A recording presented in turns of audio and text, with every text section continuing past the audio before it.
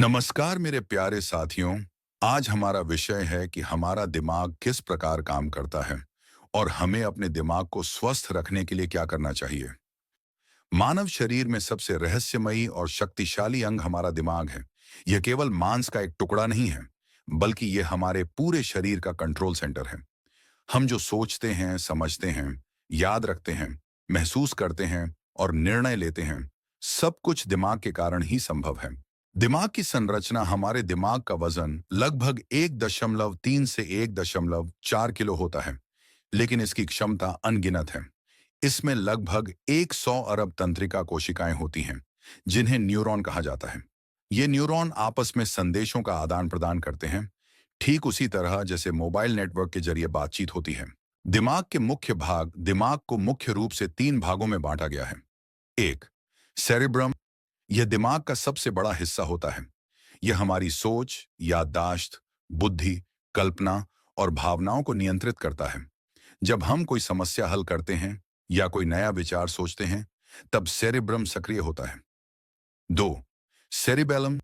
यह हमारे शरीर के संतुलन और गतिविधियों को नियंत्रित करता है। चलना, दौड़ना, लिखना या साइकिल चलाना, ये सभी काम सेरिबेलम की मदद से होते हैं। 3, ब्रेन स्टेम।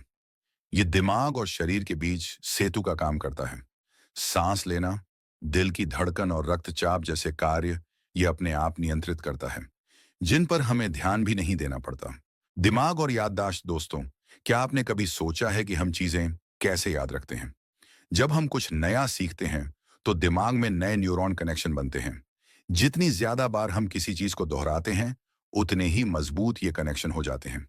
यही कारण है कि अभ्यास से हमारी याददाश्त और समझ दोनों बेहतर होती हैं। दिमाग और भावनाएं।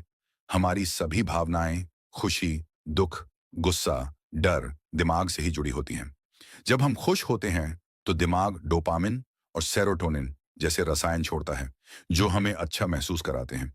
इसलिए सकारात्मक सोच, संगीत और व्यायाम हमारे मानसिक स्वास्थ्य के लिए बहुत जरूरी है। दिमाग की देखभाल। यदि हमारा दिमाग स्वस्थ है, तो हमारा जीवन भी स्वस्थ रहेगा। दिमाग को स्वस्थ रखने के लिए पूरी नींद लें, संतुलित और पौष्टिक भोजन करें, रोज कुछ नया सीखें, नकारात्मक सोच से दूर रहें, योग, ध्यान और व्यायाम को अपनाएं। निष्कर्ष अंत में मैं यही कहना चाहूंगा कि हमारा दिमाग वह शक्ति है जो हमें साधारण इंसान से असाधारण बना सकती है। जिस तरह हम अपने दिमाग का उपयोग करेंगे, उसी तरह हमारा भविष्य बनेगा। आइए हम सब मिलकर अपने दिमाग का सही दिशा में उपयोग करें और अपने सपनों को साकार करें। ऐसे जरूरी कंटेंट के लिए प्लीज मेरे चैनल को सब्सक्राइब करें। देखने के लिए धन्यवाद।